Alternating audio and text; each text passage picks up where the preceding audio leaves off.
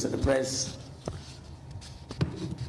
our friends in the international community, the Liberian people, the Independent National Commission on Human Rights and the Civil Society Human Rights Advocacy Platform joint press statement on the occasions of the COP protests on January 6, 2020. To inform the Liberian people and our international partners on our findings, partial finding on our observation, and make a position to the government.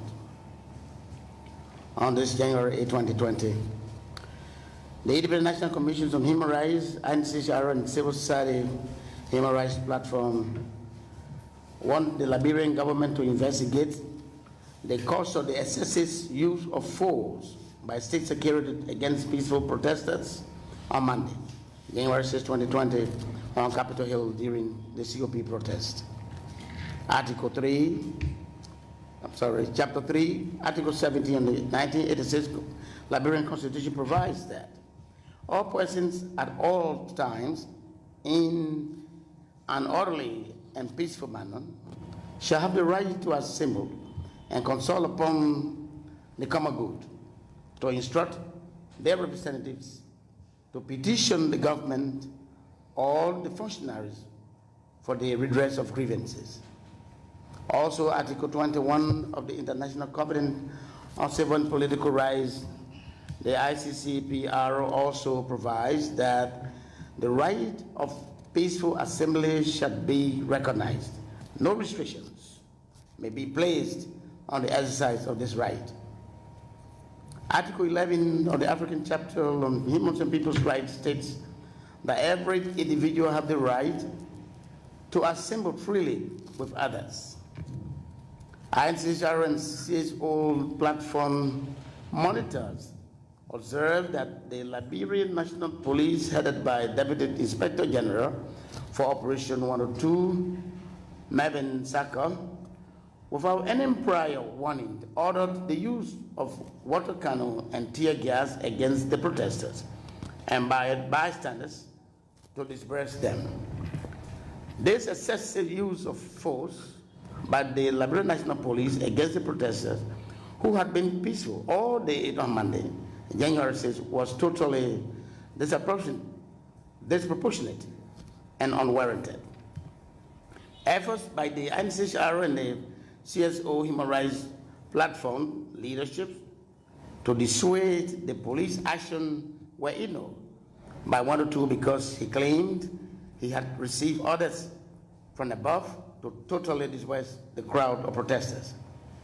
At the same time, the INCHR and CSO Platform want explanation from government on the presence of an unmarked vehicle occupied by ex-Lieutenant General Oforik Dia, ex-MPFL Generals Siafa Naman, ex-Ulimo J General Augustin Nambed Allies General Power, and 4 others, which pass security checkpoints without inspection and enter the assembly ground, a no-go area for unauthorized vehicles.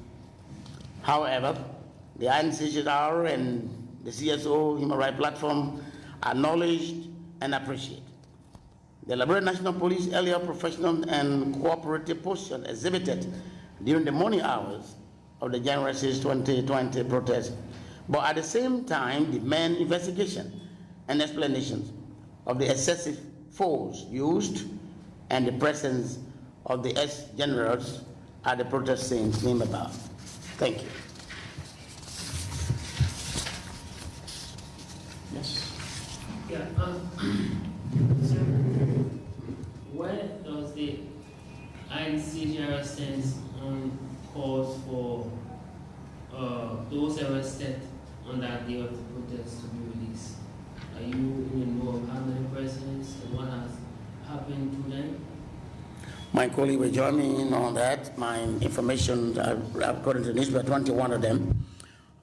But I got other information that a negotiation was headed by the Interreligious Council and some truths were reached including the release of those who were protesters who were arrested, and of course the release even of Representative Yaga Koloba's car. And but the general where we stand is that arrest or protesters who were peaceful, I think it was illegal. I mean, you cannot just be arrested unless you are in the action of breaking the law, you know, without court papers. So I think our stand would be to arrest peaceful citizens would be the breaking of the law. It's in the army of the rule of law.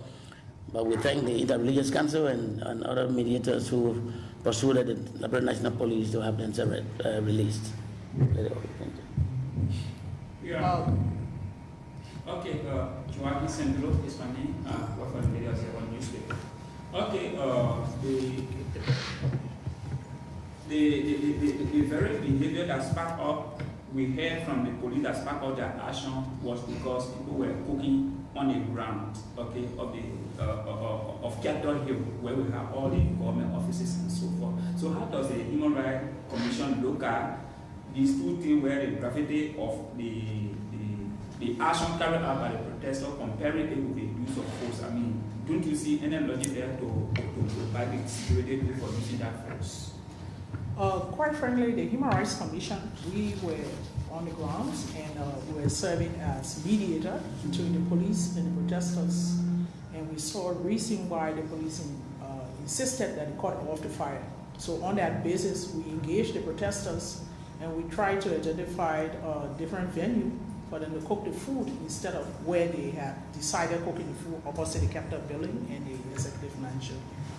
They agreed, but while in the process of up and down negotiating between the police and the protesters, is our understanding at the time the fire were late, and in the wisdom of the police, that was not the appropriate place. So we pleaded with them to go back to the protesters to persuade them to put off the fire and then relocate the cooking site to another area than where they had selected. So in the process of mediating, that was when things kind of broke down, and then instructions were given, and then the police moved in to take action against the protesters. Well, by a look at things, do you really believe that it was actually the cooking of food on the ground that sparked up this action that we are talking about today, by the look at things? Yeah, as the acting chair already said, the police were very peaceful in monitoring, providing security for the protesters all along from the inception of the morning hours up to that point. That was when things broke down, and then the police had to move on to release tear gas and water cannon on the protesters.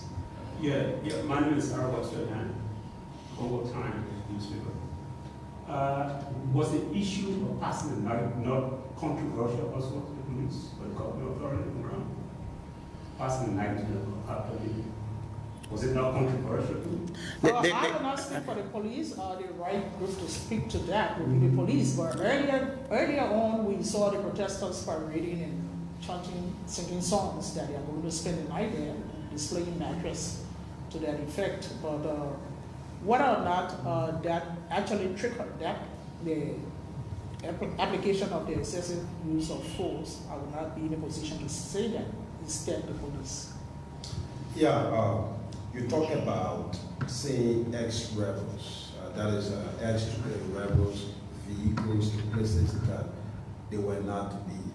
Can the human rights confirm this? It's possible the government or the police will deny that these people were not there. Do you have all necessary evidence to prove that you saw these people? Well, this is no secret, all right? And from our observation, it is no way that we want to draw them into this, whole protest stuff had they not, gone on the assembly ground. So we can tell you quite clearly that they actually entered the assembly ground, and they were using a marked vehicle, and the person who was driving that vehicle is Oforidia. So they had all of the windshields of the vehicle down, so you could recognize the individuals that were in the vehicle itself, and other guys were sitting at the back of it. So it's nothing that we just want to raise, but it raised concern because at the peaceful assembly where people gathered to petition the government to have seen former generals, coming on the assembly ground And security apparatus that even know them will give them exit to enter the assembly ground is worrisome. So we thought that the government should be able to give an explanation to this. So that question, when they came, were they with their police or they were among the protesters? We said that the use of a marked vehicle to have entered the assembly ground.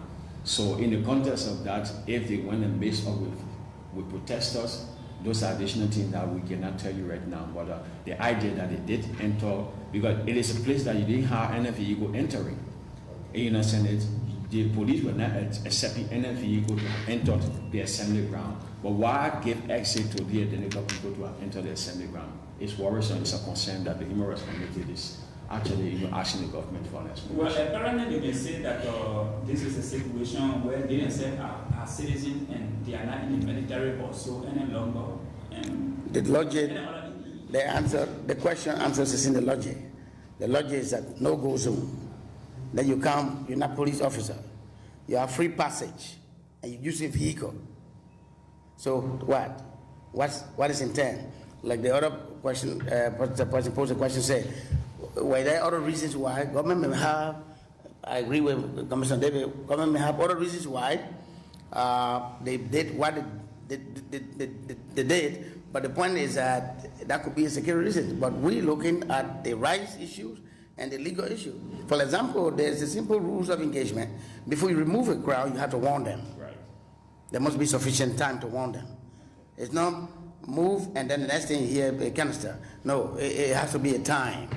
So we acknowledge the police professional push up earlier hours, but then when they one or two claim they have orders from the above, which we don't know, that's what we are asking for, investigation and explanation, then it confuses the whole thing. So the issues are that the protesters were exercising their rights, the protesters were peaceful until this question of cooking. Well, everybody knows, and the human rights community understand that there's a march and capital building are not cooking grounds, right? But when the person will spend the night and the rest of it, and I heard, I was monitoring from where I was monitoring the protest, that the police spokesperson, Moses Carter, said, we don't have a problem. If you want to spend 1 week here, 1 year peaceful, and you're not causing trouble, that's your business. You know, so to say that it is that single cocaine that precipitated the removal is something to investigate further. So are you telling us the police broke the rule of engagement? The police understand the rule of engagement as professional police, and they know that they didn't follow it. They didn't follow it. That's the word. They did not follow the rules of engagement. Did you also notice stone throwing from protesters? You know, to our greatest concern, those of us that were right in line when the police operation was being carried out, we didn't remember seeing protesters throwing stones at the police. I can say that we have photos on our own that we can show as evidence.